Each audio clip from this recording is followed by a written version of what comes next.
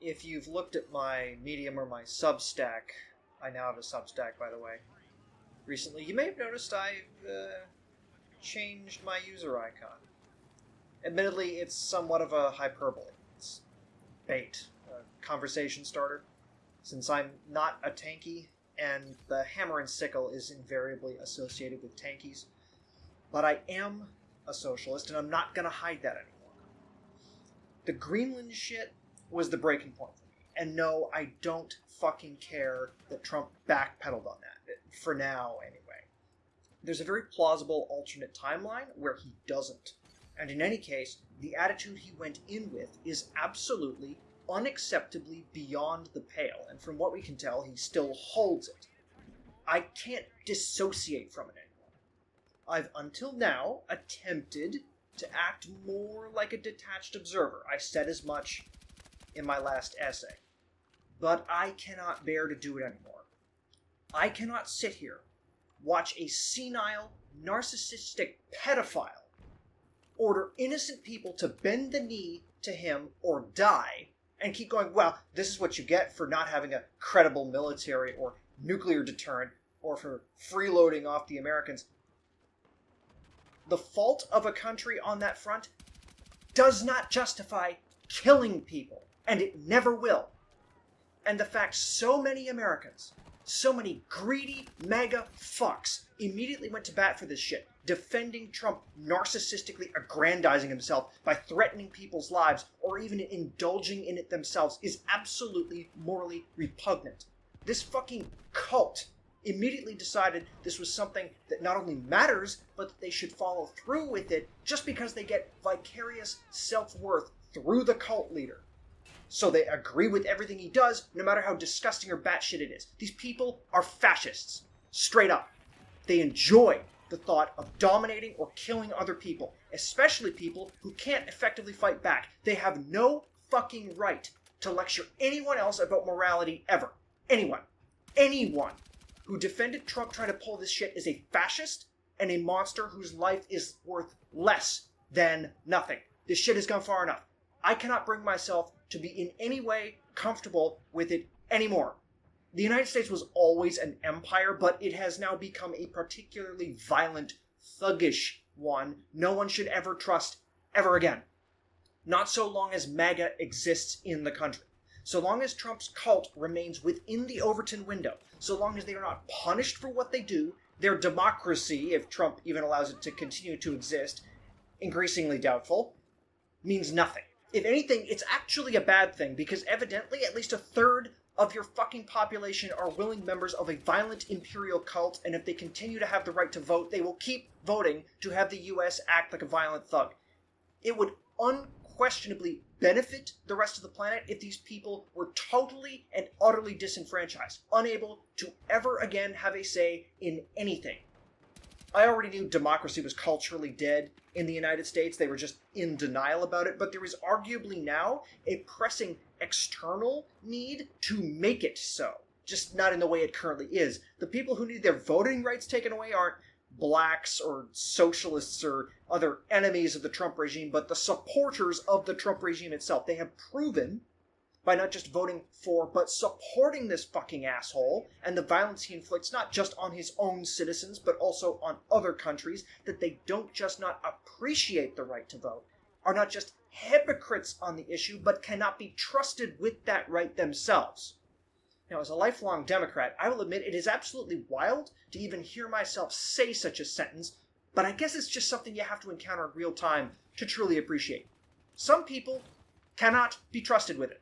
They run afoul of the paradox of tolerance. You can't allow people who don't even believe in democracy, and as I've said before, whether they admit it or not, Trump's cult does not, to participate in a democracy. They will simply turn it against itself. It takes two to tango.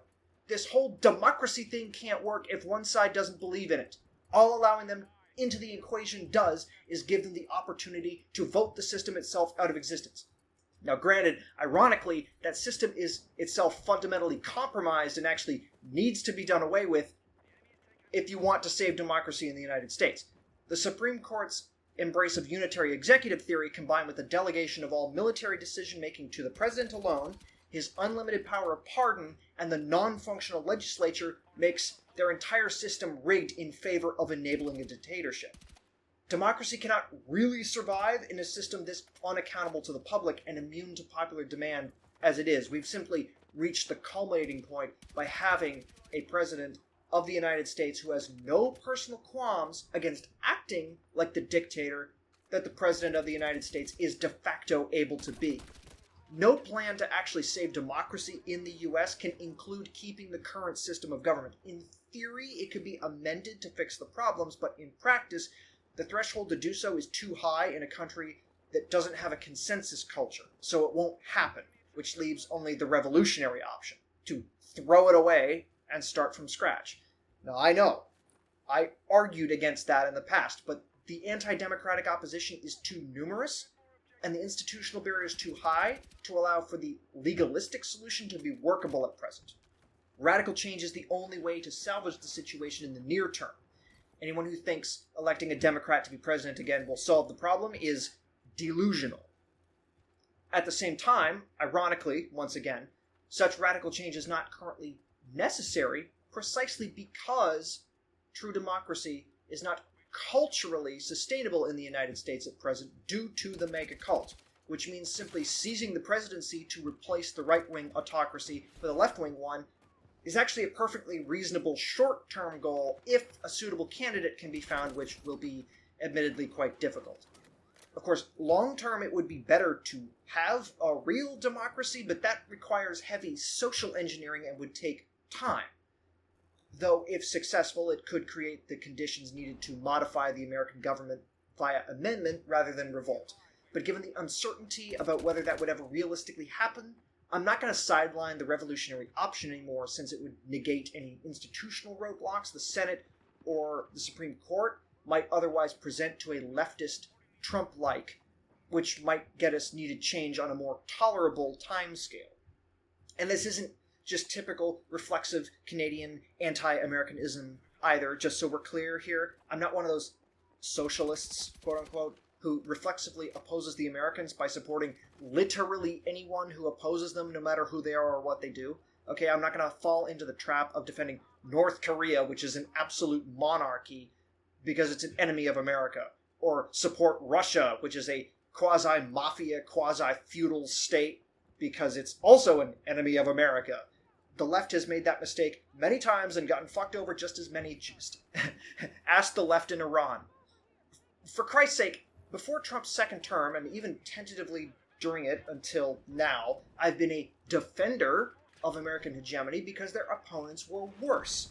But that is no longer the case. It's not like China is going around attacking anyone they don't like or whose land they covet. Their only obvious object of aggression is Taiwan, which they've been harping on about for over 70 years and yet still haven't actually gone ahead with attacking it. Meanwhile, Rubio got in Trump's ear a few months back and convinced him that suddenly he needs to kidnap Maduro and topple the government of Cuba, when literally no one cared about that shit before then. Not since the Cold War anyway. Right? Netanyahu, back last summer, calls Trump up for help against Iran, and Trump sends in the bombers. And now, because he has a narcissistic fixation on acquiring Greenland, Trump threatens to kill his own allies if they don't hand it over. The Chinese equivalent of this would be like kidnapping Australia's prime minister to extort them for mining revenue, bombing India during their recent flare-up with Pakistan because Zardari called up Xi or something and said, pretty please, and threatening to annex Mongolia because fuck it, why not, until Putin, talks him down at the last minute. If Xi Jinping were doing all that, we'd call him the next fucking Hitler, but suddenly it's fine because Donald Trump is doing it? Fuck that. And fuck anyone who's okay with it. MAGA has driven the U.S. off the deep end, morally speaking, by being so indulgent in violence against everyone who isn't one of them, domestically or abroad. That callous disregard for human life is why I'm so outraged and why I'm now anti-American. It's not from tribalism. It's from moral outrage at the current regime and its supporters. It's bad. It's never been this bad. The U.S. has a substantial portion of its population, and via Trump, the state itself embodies it, who are cultural fascists, not unlike Putin's supporters in Russia, actually. So long as these people are in charge, and so long as these people have the opportunity to regain power if they ever lose it somehow, the U.S. cannot be trusted and cannot claim the moral high ground ever again. Indeed, since they're an active or potential threat to the lives of so many, both within and without, they've definitely lost the moral high ground, because at least the Chinese only debt-trap countries rather than attack and loot them like Vikings. This also isn't just purely a political thing either, or I would not be taking up the socialist banner. You don't have to be a socialist to anti-imperial, as much as a lot of socialists would like to tell you otherwise. I've been quietly morphing into a socialist ever since I left university, back when I was an econ major lulbert. It's easier to be a lulbert from within the ivory tower, where you interact with the economy through datasets and JSTOR. Once I stepped outside and encountered the consequences of oligarchic finance capitalism, I could not maintain a defense of it except by ignoring all the people it hurts, or deflecting by trying to argue any alternative would be worse somehow. That defense crumbled a couple of years ago. I just haven't mentioned it until now. It's relevant here for two reasons. One, it finally puts me more in lockstep with the socialist consensus, which has always been that the United States is the great capitalist Satan. And two, the United States is the greatest proponent of the transition of finance capitalism into a form of de facto feudalism, one which already exists in certain contexts, just the real estate market in urban areas. Places like Hungary and Russia pretend exactly how that will play out, and I am not interested in living in that kind of world. And the Trump regime is throwing its economic weight around to try and put the rest of the world under its sway and invite that same kind of predatory hyper-capitalism to more places. The only saving grace here is that European countries are largely still democratic, and the Trump regime, due to Trump's own egotistical bumbling, is far more outwardly hostile than insidious. So it's possible they will experience a Canada-style political backlash that will diminish rather than expand American influence there. Nevertheless, being potentially tactically ineffectual doesn't excuse the motivation or the desired ends on their part, which gives me yet another reason to wish for their destruction.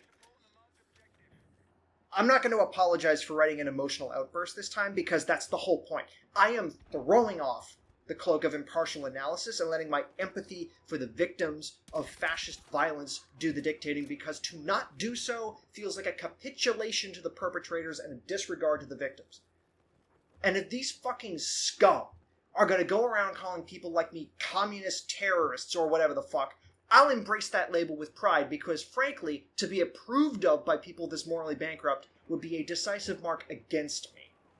Alright? Were I an American, I'd have already joined the Ice Watch and be showing up at rallies flying a red flag, but sadly I am stuck in a neighboring satellite, and by even writing and now saying something like this, I cannot ever risk crossing the border lest I end up in a gulag for promoting terrorism, since they've decreed that to be synonymous with anti-capitalism and anti-Americanism.